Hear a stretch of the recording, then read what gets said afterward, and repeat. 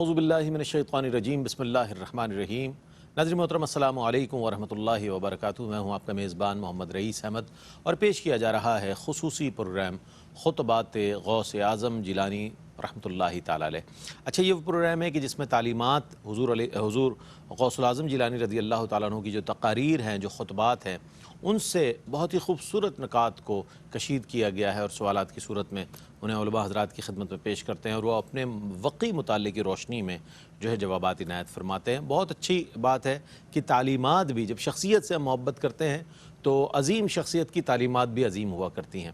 اور آج جو موضوع ہے وہ قرآن و سنت ہے۔ اسلامی شریعت کی اساس اور بنیاد جو ہے وہ قرآن اور حدیث ہے، اور اہل اللہ نے ان چیزوں کو بہت زیادہ فوکس کیا کہ قرآن اور سنت، قرآن و حدیث سے ہٹ کر کوئی کام نہیں کیا، اور اپنے چاہنے والوں، اپنے پاس آنے والوں اور اپنے سے منسلک ہر فرد کو اس بات کی تعلیم دی کہ قرآن اور حدیث کی تعلیمات کو پیش نظر رکھا جائے۔ اور یہی میں سمجھتا ہوں کہ سب سے بڑا پیغام ہے کہ جو دینے کے لیے انبیاء علیہم السلام تشریف لائے، قرآن کی اللہ کے احکامات کو پہنچانے کے لیے، اور اس کا تتمہ نبی کریم علیہ السلام کی بعثت مبارکہ پر ہوا۔ تو آج ہم بات کریں گے قرآن و سنت کے حوالے سے کہ حضور سیدنا غوث اعظم جیلانی رضی اللہ تعالیٰ عنہ نے اس حوالے سے کیا کیا ارشادات فرمائے ہیں۔ یہ بہت اہم بات ہے۔ کہا جاتا ہے کہ آپ لوگ 11ویاں کرتے ہیں، دیگے چڑھاتے ہیں، یہ کرتے ہیں، وہ تمام چیزیں اپنی جگہ، لیکن اس شخصیت کی اگر تعلیمات دیکھیں گے آپ، حضور سیدنا شیخ عبد القادر جیلانی رحمۃ اللہ تعالی علیہ کے خطبات کو پڑھیں گے تو آپ کو معلوم ہوگا کہ توحید کا جو بیان ہے حضور سیدنا غوث اعظم جیلانی نے جس طرح فرمایا ہے اور حدیث کی تعلیم کو جس طرح عام فرمایا ہے، یا داتا گنج بخش علی حجویری رحمۃ اللہ تعالی علیہ نے توحید پر جس طرح کلام فرمایا ہے کشف المحجوب میں، تو آپ کو اندازہ ہوگا کہ توحید کو اللہ والے کیسے بیان کرتے ہیں۔ تو ضرورت اس بات کی ہے کہ ان چیزوں کو عام کیا جائے۔ انشاءاللہ آج اس حوالے سے بات کریں گے۔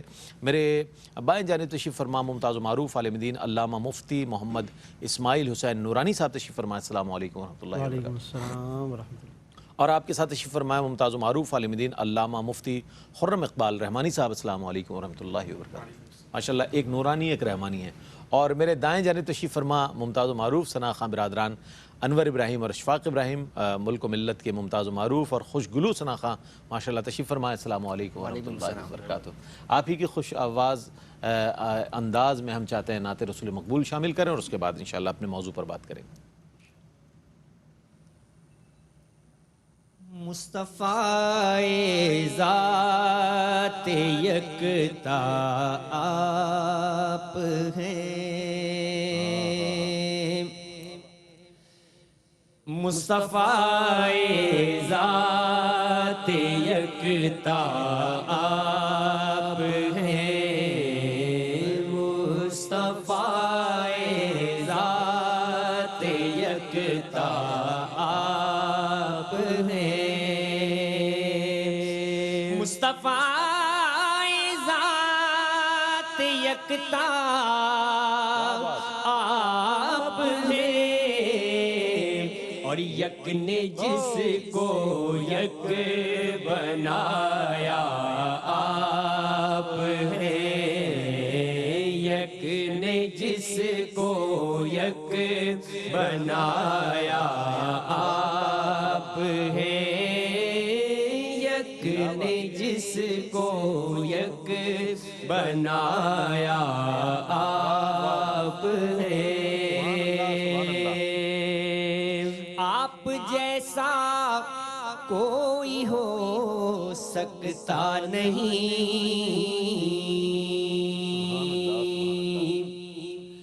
آقا آپ جیسا کوئی ہو سکتا نہیں، کیونکہ اپنی ہر خوبی میں تنہا آپ ہیں، اپنی ہر خوبی میں تنہا آپ ہیں، یک نے جس کو یک بنایا آپ ہیں، آپ کو رب نے کیا اپنا حبیب،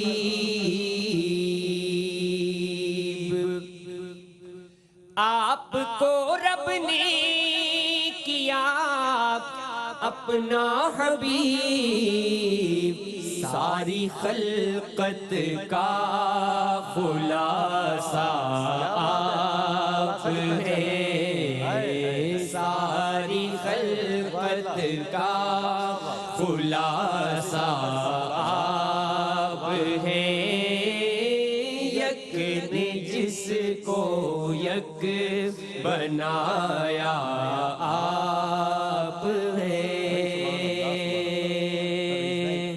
اللہ تعالیٰ نے سب کچھ اپنے محبوب کی خاطر بنایا، اور اپنے لیے کیا بنایا؟ حضور تاج الشریعہ لکھتے ہیں کہ آپ کی خاطر بنائے دو جہاں،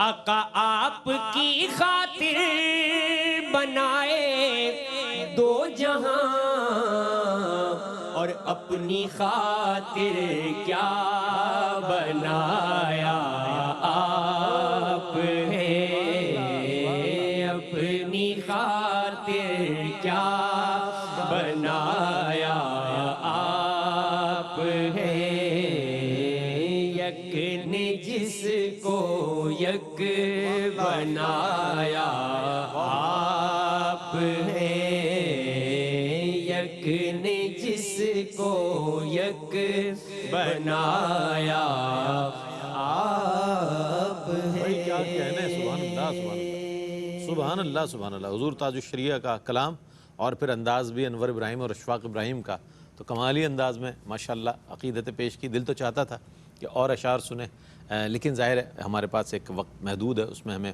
سوالات بھی کرنے ہیں اور منقبت بھی انشاءاللہ شامل کرنی ہے۔ آج جیسا کہ میں نے عرض کیا کہ قرآن و سنت ہمارا موضوع ہے، تو حضرت شیخ عبدالقادر جیلانی رضی اللہ تعالیٰ عنہ فرماتے ہیں اپنے خطاب میں، اے غلام، تیرا قرآن مجید پر عمل کرنا تجھ کو اس کے نازل کرنے والے کے پاس لے جا کر کھڑا کر دے گا، اور تیرا حدیث و سنت پر عمل کرنا تجھ کو رسول علیہ السلام کے روبرو لے جا کر کھڑا کر دے گا۔ اللہ اکبر کبیرہ، کتنی بڑی بات ہے کہ یہ جو ہے یعنی کہ بہت بڑا ایک اس میں میسج ہے ہمارے لیے۔ اس حوالے سے ہم ظاہر علماء حضرات سے معلومات کرتے ہیں کہ اس کے معنی اور مفاہیم کیا ہے۔ مفتی صاحب کیا فرمائے گا اس حوالے سے؟ بسم اللہ الرحمن الرحیم، اللہم صلی علی سیدنا و نبینا مولانا محمد مبارک وسلم۔ حضرت سرکار بغداد غوث اعظم شیخ عبدالقادر جیلانی رحمۃ اللہ تعالی علیہ نے جو بھی آپ نے دروس ارشاد فرمائے، خطبات ارشاد فرمائے، یقیناً اس میں اللہ نے بڑی گہرائی اور وسعت آپ کو عطا فرمائی۔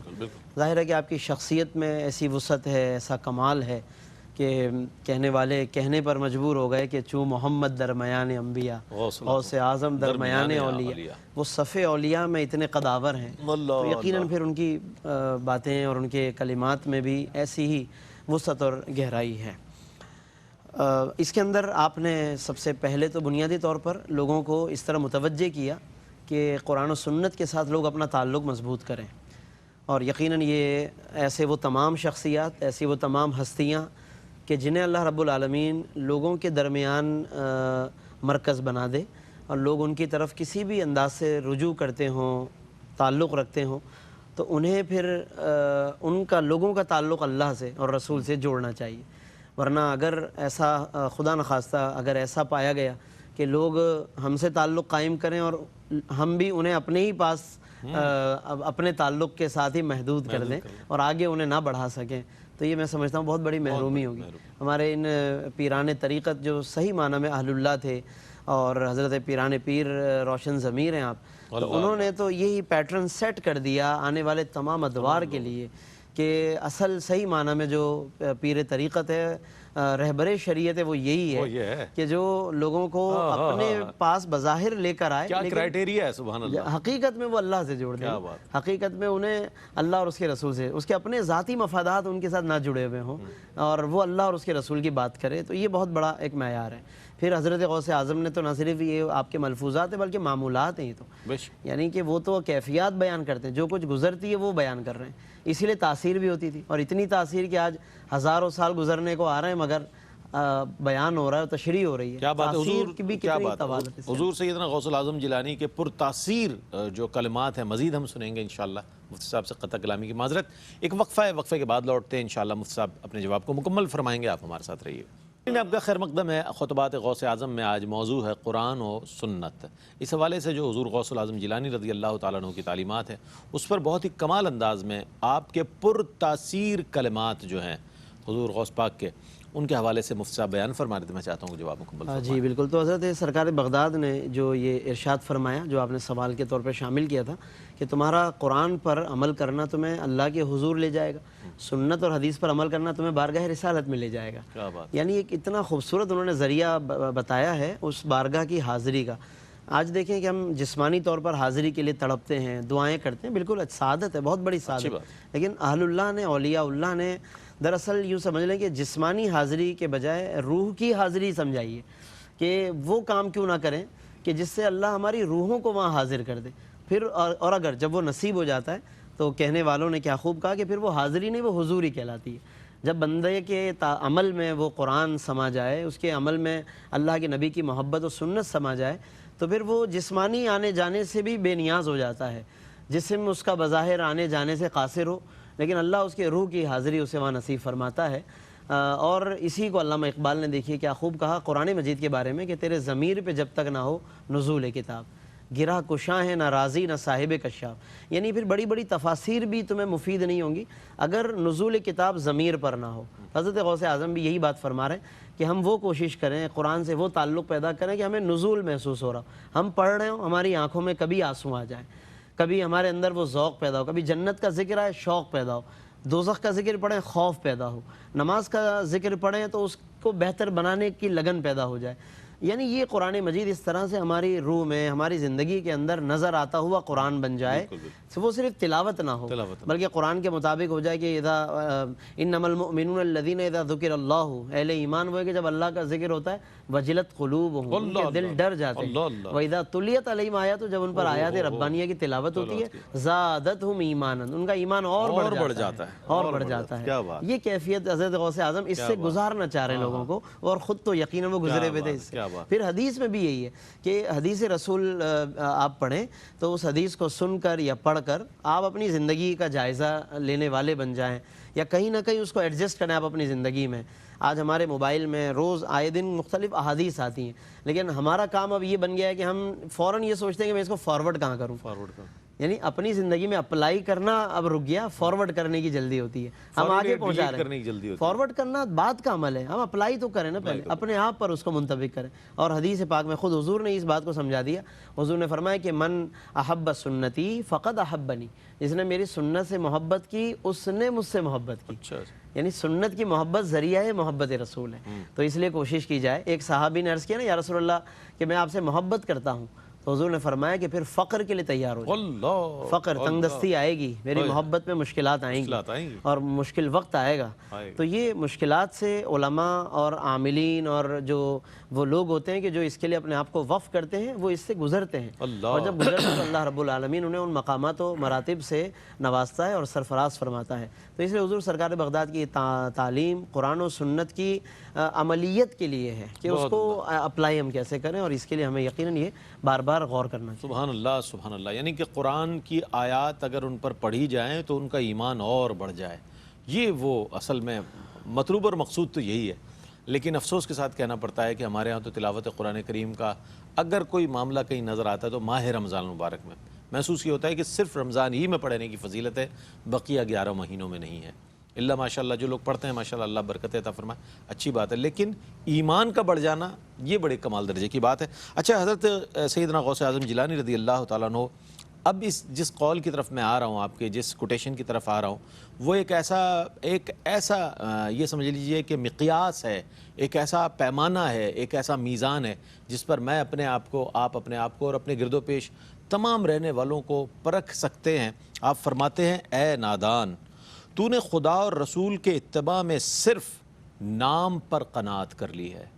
تو نے خدا اور رسول کے اتباع کے نام پر صرف نام پر قناعت کر لی ہے. تو حقیقت اور معنی سے لاپرواہ ہے. یہ تیرا ظاہر و باطن جھوٹ ہے, پس تو اس وجہ سے دنیا اور آخرت میں یقیناً ذلیل ہے۔ بہت سخت الفاظ ہیں بظاہر، لیکن بات یہ ہے کہ جب اہل اللہ کلام حق ارشاد فرماتے ہیں تو اس میں بہت سی سچائیاں موجود ہوتی ہیں جس کا ہمیں سامنا کرنا پڑتا ہے۔ کیا فرمائیے گا حضرت اس آپ کے قول کے حوالے سے؟ بسم اللہ الرحمن الرحیم والصلاة والسلام علی رسولہ الکریم، اما بعد۔ سب سے پہلی بات تو میں یہ عرض کرنا چاہوں گا کہ حضور سیدنا غوث اعظم رضی اللہ تعالی عنہ کے جو خطبات الحمدللہ ہم پڑھ بھی رہے ہیں اور ہمیں کلام کرنے کی سعادت بھی نصیب ہو رہی ہے، ہم ایک جملے پہ ہی کلام کرتے ہیں اور خطبات تو اتنے سارے ہیں، تو ان خطبات کے ان اقتباسات کو دیکھ کر یہ اندازہ ہو رہا ہے کہ پیارے آقا صلی اللہ تعالی علیہ وسلم کی شان ہے۔ آپ نے فرمایا اعطیت بجوامع الکلم، بے شک بے شک، مجھے جوامع الکلم کا معجزہ عطا فرمایا کہ مختصر الفاظ میں بہت وسیع اور گہری بات جامع الفاظ حضور علیہ الصلوۃ والسلام اس کو ارشاد فرما دیا کرتے تھے۔ حضور سیدنا غوث اعظم چونکہ مظہر صفات مصطفیٰ صلی اللہ علیہ وسلم ہے، تو آپ کے خطبات کے اندر بھی ہمیں یہ بات واضح طور پر نظر آتی ہے۔ اس اقتباس میں جہاں حضور سیدنا غوث اعظم رضی اللہ تعالی عنہ نے ظاہر و باطن میں جو دو رنگی ہے اس کی طرف متوجہ کیا، ایک طرف تو وہ مسلمان ہیں جو عمل کرتے ہی نہیں ہیں، دوسری طرف وہ ہیں جو عمل تو کر رہے ہیں مگر ظاہر میں عمل نظر آتا ہے، باطل میں نظر نہیں آتا، یعنی خلوت الگ ہے اور جلوت الگ ہے۔ لوگوں کے سامنے تو تقوی و پرہیزگاری کا مرکز و محور بنے ہیں، لیکن جب خلوت میں جاتے ہیں تو جہاں لباس اترتا ہے تو سمجھیں کہ یہ شخصیت کا لبادہ بھی ساتھ ساتھ اترتا چلا جاتا ہے۔ تو حضور سیدنا غوث اعظم رضی اللہ تعالیٰ عنہ نے اسی جانب توجہ دلائی ہے کہ جو تم ظاہر میں جو عمل کر رہے ہو جب تک باطن پہ اس کا ریفلیکشن نہیں آتا، اس کا مطلب یہ کہ تم نے حق ادا نہیں کیا۔ مثال کے طور پہ ہم ایک مثال کے ذریعے اس کو سمجھ سکتے ہیں کہ قرآن مجید فرقان حمید میں اللہ سبحانہ و تعالیٰ نے ارشاد فرمایا ان الصلاۃ تنہا عن الفحشاء والمنکر، بے شک نماز بے حیائی اور برے کاموں سے روکتی ہے۔ یہ نماز اگر کوئی ادا کرے گا تو اس کا اثر طبیعت پر یہ ہونا چاہیے کہ گناہوں سے بھی روکے گی اور بے حیائی کے کاموں سے بھی روکے گی۔ اب اگر آپ نماز بھی پڑھ رہے ہیں اور ساتھ میں یہ ساری برائیاں بھی ساتھ ساتھ چل رہی ہیں، اس کا مطلب یہ کہ نماز میں کہیں خرابی آ رہی ہے۔ یعنی آپ نے ظاہری طور پہ تمام ارکان فرائض تو ادا کر لیے، لیکن جو اس کی روح ہے نماز ہے وہ آپ ادا نہ کر سکے، اور اس کیفیت پر آپ کو لے جانا چاہ رہے ہیں کہ آپ صرف مصلی پر مسلمان نہ ہو بلکہ مصلی سے ہٹنے کے بعد بھی مسلمانی برقرار رہے۔ یعنی جب نماز میں کیفیت ہے کہ ان تعبد اللہ کأنک تراہ فإن لم تکن تراہ فإنہ یراک، جیسے مفتی صاحب فرما رہے تھے کہ حضوری ہو جاتی، ٹھیک ہے روح کی حضوری نہیں، جسم تو حاضر ہے رب کی بارگاہ میں، تو وہ رب کی بارگاہ میں جو حاضری صرف مسجد کے احاطے میں نہ ہو۔ حضرت مسجد میں اور مصلی پر بھی حضوری قلب نصیب والوں کو ہی نصیب ہوتا ہے۔ میں نے جبھی حضوری والی بات نہیں کی، میں نے حاضری والی بات کی کہ جسم تو کم سے کم حاضر ہو گیا ہے، تو یہ جو حاضری ہے صرف مسجد تک محدود نہ ہو بلکہ آپ اپنی دکان پر، تجارتی مراکز میں، زندگی کے تمام معاملات میں یہ کیفیت آپ پر طاری رہنا چاہیے کہ وہ سمیع بھی ہے اور بصیر بھی ہے، وہ میری تمام حرکات کو دیکھ بھی رہا ہے اور وہ سن بھی رہا ہے۔ جب یہ کیفیت طاری ہوگی تو پھر ظاہر اور باطن میں دو رنگی نہیں رہے گی بلکہ وہ ایک ہو جائے گا۔ پھر جو خلوت کی کیفیت ہے اور جلوت کی کیفیت ہے وہ دونوں ایک دوسرے کا ریفلیکشن ہو جائیں گی، یعنی ظاہر کا اثر باطن پہ پڑے گا اور باطن کا اثر ظاہر میں چمکتا ہوا نظر آئے گا۔ یہی کیفیت حضور غوث اعظم رضی اللہ تعالیٰ عنہ فرمانا چاہتے ہیں کہ اگر اس حقیقت کو تم جان لو کہ اللہ سبحانہ و تعالیٰ ہر کیفیت میں تمہیں دیکھ رہا ہے تو انشاءاللہ یہ دو رنگی ختم ہو جائے گی اور تمہارا ظاہر و باطن ایک ہو کر سب کے سامنے نکھر کے سامنے آ جائے گا۔ کیا بات ہے، سبحان اللہ سبحان اللہ، کتنی اچھی بات ہے۔ اور یہ وہ کہتے ہیں درنگی چھوڑ دے یک رنگ ہو جا، سراسر موم یا پھر سنگ ہو جا۔ اچھا، اہل اللہ نے جب اپنے کلام میں کوئی باتیں ارشاد فرمائی ہیں تو اس میں بہت سی چیزیں، صوفی کی جو تعریف ہے یہ دیکھیے گا کہ ایسی چیزیں ہیں اہل اللہ کے کلام میں کہ بہت سی چیزیں اسکین ہوتی ہوئی نظر آتی ہیں ہمیں، کہ جیسے اسکینر سے گزار رہے ہیں وہ۔ آپ فرماتے ہیں کہ صوفی وہ ہوتا ہے جس کا باطن و ظاہر قرآن و حدیث کی تابعداری کی وجہ سے بالکل صاف ہو، قرآن و حدیث کی تابعداری کی وجہ سے اس کا ظاہر و باطن صوفی کا بالکل صاف ہو۔ جی بسم اللہ الرحمن الرحیم۔ یہ دراصل ایک بحث ہے علماء کے درمیان، بزرگوں میں، کہ یہ جو تصوف کا جو لفظ ہے اور اسی طرح صوفیاء کرام کے لیے صوفی کا لفظ کہا جاتا ہے، تو اس لفظ کی بنیاد کیا ہے، یہ لفظ بنا کیسے، کس معنی و مفہوم میں کہا جاتا ہے، تو اس کے اندر پھر مختلف آراء ہیں، رائے ہیں، مختلف اقوال ہیں۔ مثال کے طور پر بعض کی رائے یہ ہے کہ یہ لفظ جو چلا ہے یہ تصوف کا یا صوفی کا، تو کہتے ہیں کہ صوف سے بنا، یہ صوف کہتے ہیں اون کو، جیسے جانور کے بدن پر اون ہوتی ہے، ان کی کھال کے ایسے بال ہوتے ہیں جس سے اونی لباس بنتے ہیں جو سردی میں کام آتے ہیں، تو موٹے لباس. تو کہتے ہیں کہ تصوف کے اندر یا صوفیہ کرام کے ایسے گروہ گزرے کہ جنہوں نے اپنے آپ پر مشقت کے لیے انہوں نے ایک ایسا لباس اختیار کیا کہ جو عام ہلکے پھلکے لباس سے الگ ہو اور وہ اپنے آپ کو مشقت میں رکھیں، اور تاکہ وہ اندر کی جو خواہشات ہیں وہ زیادہ سے زیادہ اس کو دبایا جا سکے، پامال کیا جا سکے. تو ایک رائے ہے یہ، لہٰذا اس کی وجہ سے ایک سمبل بن گیا یہ، اور یہ لفظ ایک معروف ہو گیا. اور پھر اس گروہ کے اس پر مزید بات کریں گے. مفتی صاحب انشاءاللہ جواب کو مکمل فرمائیں گے. ایک وقفہ ہے مختصر سا، وقفے کے بعد لوٹتے ہیں. مجھے امید ہے آپ کا اور ہمارا ساتھ رہے گا. ناظرین آپ کا خیر مقدم ہے. آج خطبات غوث اعظم میں موضوع ہے قرآن و سنت، اور سوال یہ تھا کہ صوفی وہ ہوتا ہے، آپ فرماتے ہیں کہ صوفی وہ ہوتا ہے کہ جس کا ظاہر و باطن قرآن و حدیث کی تابعداری میں بالکل صاف ہوتا ہے. آپ جواب عنایت فرما رہے تھے، مکمل فرما دیں. جی، تو یہ جو تصوف کا لفظ ہے یا صوفی کا لفظ ہے، اس کے بارے میں ایک قول تو وہی ہے، لباس کا ایک مفہوم ہے اس میں. اور لیکن ان بزرگوں نے بھی محض اس وضاقتہ پر قناعت نہیں کی، بلکہ انہوں نے تو خاص ایک اچھی نیت کے ساتھ اس کو اختیار کیا، اور اس کے ذریعے بھی تربیت انہوں نے مزید پیدا کی اپنے اندر. اب اس کو بعض لوگوں نے لے کر کے اس سے خاص وضاقتہ مراد لے لی اور اسی میں محدود ہو گئے. چلیں ٹھیک ہے، وضاقتہ بنانے میں بھی کوئی حرج نہیں ہے اگر وہ شریعت کے متصادم نہ ہو. کوئی ایسا لباس پہننا، اس کو اپنی پہچان بنا لینا کہ جس سے کوئی شریعت کی خلاف ورزی نہیں ہے اور آپ کی اپنی نیت بھی اچھی ہے، تو کوئی حرج نہیں ہے. لیکن اگر آدمی اسی کے ساتھ منہمک ہو جائے، اس لباس کی بناوٹ میں روزانہ غور و فکر ہو اور اسی کو بنانے سنوارنے میں وہ لگا رہے، اور اس کے ذریعے جو اصل مقصد تھا، جو اہل اللہ نے کسی لباس کو اگر اپنایا تو اس کے ذریعے سے وہ ان کی نیت اس طرح صاف ستھری ہوتی تھی کہ وہ یہ چاہتے تھے کہ بار بار یہ لباس، متنوع لباس کے ذریعے جو انسان کا ذہن بار بار ڈائیورٹ ہوتا ہے، تقسیم ہوتا رہتا ہے کہ اب مجھے فلاں جگہ کے لیے کون سا لباس پہننا ہے، فلاں جگہ کے لیے کون سا پہننا ہے، اس سے وہ بچ جاتے ہیں اور توجہ یعنی کانسنٹریٹ کرتے ہیں وہ اپنی نیت کو، یہ مقصد حاصل ہوتا ہے. تو آج وہ مقصد اب رہا نہیں.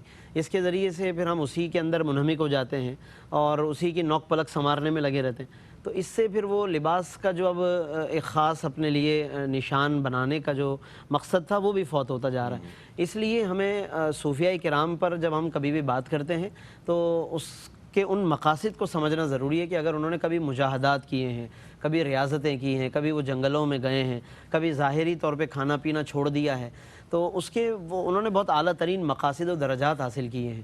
آج کے دور میں ایک تو جیسے میں نے لباس کا عرض کیا، اسی طریقے سے بعض اوقات کچھ کیفیتیں لوگ تاریک کرتے ہیں، تصنع ہوتا ہے، بناوٹ ہوتی ہے، یا ترک دنیا بھی اگر وہ کر رہے ہیں تو اس کے اندر بھی ان کو مقصد ہوتا ہے کہ اب اس کا رسپانس کیسا آ رہا ہے، اس کے ذریعے سے لوگ کتنے اٹریکٹ ہو رہے ہیں ہماری طرف. اس کو بھی روایتوں میں شہرت کا ایک ذریعہ قرار دیا گیا، اور اس طرح جو شہرت اختیار کرتے ہیں ظاہری وضاقتہ چال ڈھال ایسی بنا کر کہ جس کے ذریعے مقصود ہی ہوتا ہے کہ لوگ اس میں انٹرسٹ لیں اور لوگ متوجہ ہوں. تو اس کے بارے میں فرمایا گیا کہ جس نے اپنے لیے کوئی ایسی شہرت کا لباس یا شہرت کا طریقہ اختیار کیا، قیامت کے دن اللہ اس کو مذلت اور ذلت کا لباس شرک خفی کی طرف بھی اس کو، شرک خفی کی طرف بالکل جائے گا یہ، کیونکہ خفیہ طور پر اندر ہی اندر وہ لوگوں کو شریک کر رہا ہے، اور یہی شرک خفی ہے. اچھا، اب حضرت سرکار بغداد رحمۃ اللہ علیہ صوفی اور تصوف کا ایک اور معنی جو بتانا چاہ رہے ہیں وہ پھر اسی طرف جاتا ہے کہ جس کے ذریعے سے نیت صاف ہو جائے آپ کی. کیونکہ تصوف وہ کہتے ہیں کہ صفاء سے بنا ہے، یہ ایک گویا معنی ہے. صفائے قلب اسی سے آتا ہے کہ جس کے ذریعے سے آپ اپنے دل کو صاف ستھرا کر لیں. خلاصہ یہ ہوا کہ جو اپنے عمل کو صاف ستھرا کر لے، پاکیزہ کر لے، نیت اچھی ہے، دل اس کا صاف ہے، کسی سے اس نے بلا وجہ شرعی کے کوئی اپنے دل کے اندر عداوت، دشمنی اور بغض نہیں رکھا، تو یہ پھر صحیح معنی میں صفائے قلب ہے. یہ اگر پیدا ہو جائے تو پھر وہ اس حدیث کا مصداق ہو جائے گا کہ من اعطى للہ ومن منع للہ، اور من احب للہ ومن ابغض للہ فقد استکمل الایمان، کہ جو کسی کو دے تو بھی اللہ ہی کے لیے، کسی کو اگر ہاتھ روک لے تو اللہ ہی کی رضا کے لیے، محبت رکھے کسی سے تو اللہ کی رضا کے لیے، کسی سے اس نے تعلق توڑا تو اللہ کی خاطر، فرمایا فقد استکمل الایمان، تو اس کا ایمان مکمل ہو گیا. تو یہ پھر منزل اور مقام آ جاتا ہے. لہٰذا یہاں سے ایک اور بات یہ سمجھنے کو ملی حضرت غوث اعظم کے اس فرمان سے کہ صفائے قلب کا یہ مطلب بھی نہیں ہے کہ جی ہمارا دل تو ہر ایک کے ساتھ اچھا ہے، جی ہم تو کسی کے خلاف نہیں ہیں، ہم سب کے ساتھ اچھے ہیں. یہ بھی مطلب ایک عجیب جس کو آزاد خیالی یا یوں کہہ لیں کہ خوش اخلاقی کے نام پر ایک اس طرح کا بھی رویہ بتایا جاتا ہے کہ نہیں جی آپ مطلب یہ جو کہا جاتا ہے کہ آپ مطلب ایکشن لیں، یا یہاں پر آپ کو ایک وہ رویہ ظاہر ظاہر کرنا ہے کہ جو قرآن نے اس کو بھی بتایا گیا ہے، جاہد الکفار والمنافقین واغلظ علیہم، کہ وہ شدت تمہاری محسوس کریں. اور قرآن میں تو بلکہ ایک مقام پر ارشاد فرمائے کہ وَلْيَجِدُوا فِيكُمْ غِلْظَةً، وہ غلظت محسوس کریں تمہارے اندر، سختی انہیں محسوس ہو تمہارے اندر، تمہارے رویے کے اندر. یعنی بعض ایسے مواقع آ جاتے ہیں تو وہاں پر بھی اگر اس طرح کا کوئی یعنی کہ دنیا کے اندر تاثر پیدا کرنے کی کوئی اگر کوشش کرتا ہے کہ جس کے اندر یہ مطلب سمجھایا جائے کہ نہیں جی ان کے ساتھ بھی ہمارا مطلب رویہ اچھا ہونا چاہیے، بھائی بندی کر، ان کے ساتھ بھی ہاتھ ملا لو، ادھر بھی صلح رکھو، ادھر بھی صلح کر لو، صلح کلی کر لیں، تو یہ اس طرح کا رویہ یہ صفائی قلب کا معنی نہیں ہے. مطلب کہنے کا یہ ہے حضرت غوث اعظم کی تعلیمات یا تصوف کا یہ مطلب نہیں ہے کہ آپ صوفی بن جائے تو اس کا مطلب یہ ہے کہ آپ نے کفار سے بھی ہاتھ ملا لیا اور مسلمانوں سے بھی ہاتھ ملا لیا، نہیں.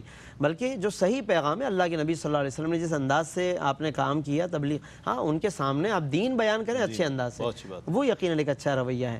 تو ہمیں اس کے اندر جو صحیح اعتدال ہے اس کو بھی ملحوظ رکھنا ہے، اور کہاں کہاں اس کی اپلیکیشن ہوتی ہے اس کو بھی ملحوظ رکھنا ہے، اور اپنی نیتوں کو بھی ہمیں لوگوں کے ساتھ بھی صاف رکھنا چاہیے، تبھی جا کر ہمارے کاموں میں رزق میں برکت ہوگی. بس آخری بات ہے کہ آج دیکھیں ہمارے کمائی کے اندر، عبادت کے اندر، تجارت کے اندر، خلوت میں نیتیں درست نہیں رہیں تو تجارت عبادت سے بھی فائدہ نہیں ہو رہا. یعنی تجارت تو ایک طرف رہی، خالص عبادت جو اللہ کے لیے کر رہے تھے اس میں بھی جب نیتیں درست نہ رہیں، جسم قبلے کی طرف ہے مگر دل قبلے کی طرف نہیں ہے، تو اس لیے فولوا وجوہکم میں نا تو پورا اپنے آپ کو مکمل اللہ کی طرف کر لیں. تو یہ صحیح معنی میں جب اللہ کی طرف ہو جائیں گے نا، قبلے ہمارے درست ہو جائیں گے انشاءاللہ، تو عبادت تو عبادت ہے جناب، تجارت بھی انشاءاللہ برکتیں پیدا کرے گی اور گھر میں بھی خیر و برکت. کیا بات. جب ہم یہ کہتے ہیں کہ منہ میرا طرف خانہ کعبہ شریف کی طرف، تو دل کو بھی اس سمت میں اگر کر لیں تو پھر تو نماز کی بھی حلاوت نصیب ہوگی، تلاوت کریں گے تو تلاوت کی بھی حلاوت نصیب ہوگی، اور تمام ان اعمال حسنہ کا اجر و ثواب. اچھا اب ہم آتے ہیں، جس کے میں نے اپنے سرنامہ کلام میں یہ بات عرض کی تھی کہ اسلامی شریعت کی اساس اور بنیاد جو ہے وہ قرآن اور حدیث ہے، قرآن اور سنت ہے. اسی اعتبار سے حضور سیدنا غوث الاعظم جیلانی رضی اللہ تعالیٰ عنہ کا یہ فرمان بھی ہم شامل کرتے ہیں. آپ فرماتے ہیں بھلائی کی بنیاد نبی کریم صلی اللہ علیہ وآلہ وسلم کے تمام اقوال و افعال کی پیروی کرنا ہے. اس حوالے سے فرمائیے گا کچھ کہ یہ جو آپ کا فرمان ہے اس کے کیا معنی مفاہیم؟ نبی کریم رؤوف الرحیم صلی اللہ تعالیٰ علیہ وسلم کی حیات مبارکہ ایک ایسی شاندار کیفیت میں ہے کہ خود اللہ سبحانہ و تعالیٰ فرماتا ہے لقد کان لکم فی رسول اللہ اسوۃ حسنہ، تحقیق تمہارے لیے رسول اللہ صلی اللہ علیہ وسلم کی زندگی میں ایک عملی نمونہ، ایک پریکٹیکل جو ہے اپلیکیشن اس کے اندر موجود ہے. اور حقیقت یہی ہے کہ دین پر جو عمل ہے وہ حضور علیہ الصلوۃ والسلام کے اقوال و افعال پر عمل کرنے کی صورت میں ہی ممکن ہے. اگر حضور علیہ الصلوۃ والسلام کے اقوال و افعال کو ایک طرف کر دیا جائے تو دین پہ عمل ہو ہی نہیں سکتا ہے. اور اسی لیے اللہ سبحانہ و تعالیٰ نے فرمایا کہ جب اطاعت کی بات آ رہی ہے تو فرمایا کہ اطیعوا اللہ و اطیعوا الرسول، اللہ کی اطاعت کرو، اللہ کے رسول کی اطاعت کرو. اور پھر آگے فرمایا من یطیع الرسول فقد اطاع اللہ، اللہ کی اطاعت تو کی ہی اس نے جس نے اللہ کے رسول کی اطاعت کی ہے. اگر ان کی اطاعت کو چھوڑ دیا تو اللہ کی اطاعت ممکن ہی نہیں ہو سکتی. اور ایک اور جگہ ارشاد فرمایا کہ اللہ سبحانہ و تعالیٰ کی محبت کے جو دعوے دار ہیں وہ رب کی محبت کو حاصل کیسے کر سکتے ہیں؟ تو وہ سرکار کی زبان مبارک سے ارشاد فرمایا قل ان کنتم تحبون اللہ فاتبعونی، اے حبیب صلی اللہ علیہ وسلم آپ ان سے ارشاد فرما دیں کہ اگر تم یہ دعویٰ کرتے ہو کہ تم اللہ سے محبت کرتے ہو تو فاتبعونی، میری اتباع کرو. بھئی محبت تو اللہ سے ہے تو اللہ کے حکم کی اتباع ہونا چاہیے، مگر اللہ یہ فرماتا ہے کہ اللہ کی محبت اس وقت ملے گی جب حبیب کی اتباع کی جائے گی. فاتبعونی یحببکم اللہ، ابھی تم دعویٰ کرتے ہو کہ اللہ سے محبت کرتے ہو، مگر جب حبیب کی اتباع میں گزرو گے تو پھر اللہ خود تمہیں اپنا محبوب بنا لے گا. تو حضور غوث اعظم رضی اللہ تعالیٰ اسی طرف لے کر آنا چاہ رہے ہیں کہ تم تو خلیفۃ اللہ ہو، اللہ کے خلیفہ ہو. اللہ کے خلیفہ کا چلنا پھرنا اٹھنا بیٹھنا کیسا ہونا چاہیے؟ وہ حضور علیہ الصلوۃ والسلام کی عملی زندگی میں اللہ نے ان کو بھیج کر ہم پر یہ احسان فرمایا کہ زندگی گزارنے کا سلیقہ اور طریقہ سکھا دیا ہے. اب ہم نے کیا کرنا ہے؟ ہم نے اس پریکٹیکل ایگزامپل کو لے کر اپنی زندگی کے اندر اس کو اپلائی کرنا ہے، تب تو ہم کامیاب ہیں. یعنی ہر شخص یہ چاہتا ہے کہ وہ کامیاب ہو، اور کامیاب ہونے کے لیے کامیاب لوگوں کی زندگی کا مطالعہ کرتا ہے کہ وہ کس طریقے سے کامیابی کی منزلوں کو پہنچے. فرمایا کہ مسلمان کی جو کامیابی ہے وہ صرف اس مادی دنیا کی کامیابی نہیں ہے، بلکہ اس کی کامیابی تو یہ کہ وہ یہاں بھی کامیاب ہو اور وہاں بھی کامیاب ہو. اور دونوں جہانوں کی کامیابی کہاں سے ملے گی؟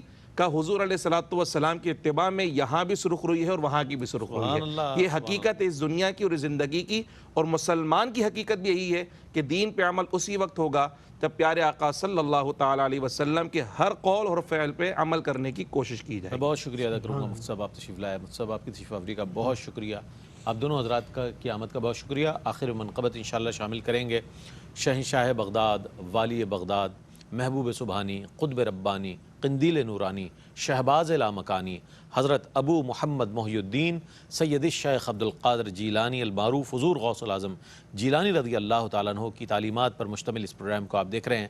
آخر میں منقبت شامل کریں گے، ہمارے ثناخواہ حضرات پیش کریں گے۔ اس کے ساتھ ہی اپنے میزبان محمد رئیس احمد کو اس شعر کے ساتھ اجازت دیجیے۔ غوث اعظم مظہر لطف عمیم، غوث اعظم مظہر لطف عمیم، خود کریم ابن کریم جد کریم۔ السلام علیکم ورحمۃ اللہ وبرکاتہ۔ امداد کن از بندے غم آزاد کن، امداد کن از بندے غم آزاد کن، در دین و دنیا شاد کن، یا غوث اعظم دستگیر امداد کن، امداد کن، امداد کن، امداد کن۔ اسیروں کے مشکل کشا غوث اعظم، اسیروں کے مشکل کشا غوث اعظم، فقیروں کے حاجت روا غوث اعظم، امداد کن، امداد کن از بندے غم آزاد کن، در دین و دنیا شاد کن، یا غوث اعظم دستگیر امداد کن، امداد کن، امداد کن، امداد کن۔ تیرے ہاتھ میں نے دیا ہے، تیرے ہاتھ میں نے دیا ہے، تیرے ہاتھ ہے لاج یا غوث اعظم، امداد کن، امداد کن از بندے غم آزاد کن، در دین و دنیا شاد کن، یا غوث اعظم دستگیر امداد کن، امداد کن۔ میری مشکلوں کو بھی آسان کیجیے، میری مشکلوں کو بھی آسان کیجیے، کہ ہیں آپ مشکل کشا غوث اعظم، امداد کن، امداد کن از بندے غم آزاد کن۔